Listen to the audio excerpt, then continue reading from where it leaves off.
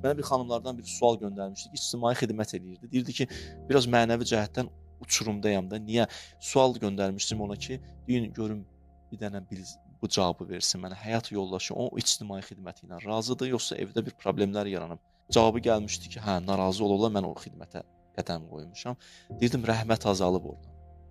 Şeytan da hücum edib sənə, oradan çəkib aparır. Boşluq oradandır. Ged onu həll elə. O məsələ mühüm məsələdir. Xanımın demirəm, ictimai xidməti ola bilməz, ola bilər. Amma prioritet mövzu ailə münasibətləri, övlad tərbiyəsidir. Bunun haşiyəsində və kənarında ilahi çərçivələr olmaq şərti ilə ictimai xidməti də ola bilər. O da düşünmüşdü, sağ olsun ki, düşünmüşdü, demişdi, düz deyirsiniz. O da onun böyüklüyü idi. Adam var da, yox, belə adamlar da var da, yox, özün bilərsən.